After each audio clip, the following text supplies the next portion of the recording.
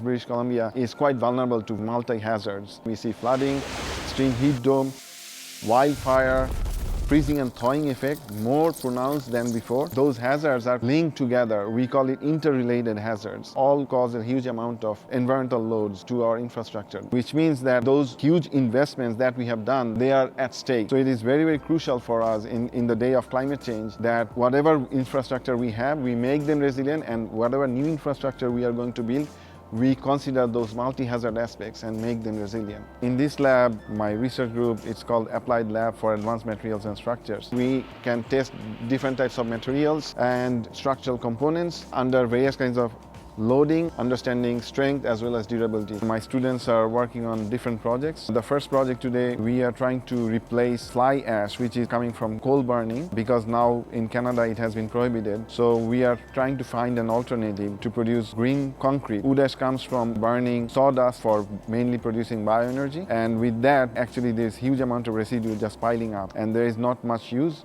So we are trying to use it and recycle it. My name is Rubaiya Rumman. I am from Bangladesh and my research focus is green concrete technology. Today I did some mixing of mortar. Mortar is cement, sand and water. After mortar we go to the concrete casting. We make small cubes, 50mm cubes out of it. We replace the cement with wood ash and other supplementary cementitious materials to make it greener and also to reduce the carbon footprint of concrete. We put it in the curing room and cure it for 7, 28, 91 days and test that at different curing ages to see how the strength and the other properties develop.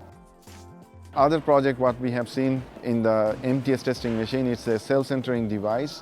We have actually patented several of those devices which can help structures to bring back to plumb position following a large earthquake, and you can utilize this device in buildings and bridges, and this can significantly help you reduce the chances of collapse and make the structures more serviceable following minor intervention. My name is Ahmad Rahmzadeh.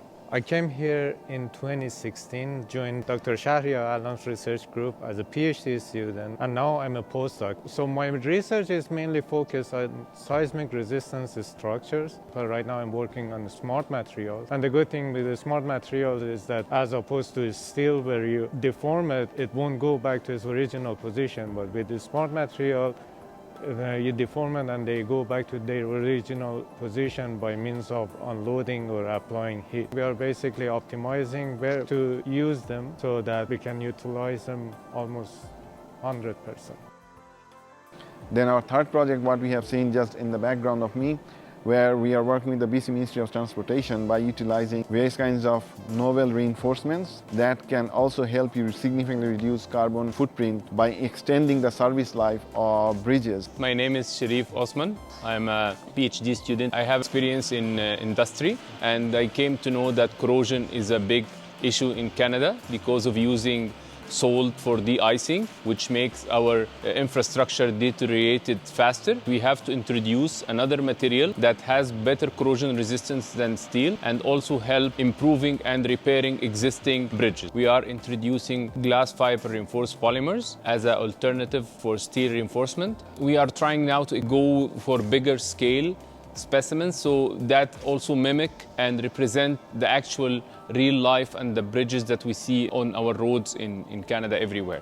We work very closely with different industries. Most of our projects actually are funded by industries. Students actually work with industry people and they understand, their thought process and what are the different projects they are working on, which means that when they graduate and they work for industries, they already know what are the possible deliverables, and then they also understand the timeline, why it is that important. So that really prepares them very well. Right after their graduation, when they go for interviews, people know that they already have industry experiences while being at the university. They know their languages, they know how to communicate with them. Usually before they graduate, they get their positions. So that's really helpful. All these activities that you see, these are our students' activities, and we are quite fortunate to get very high caliber top students in our lab who are really making a big difference.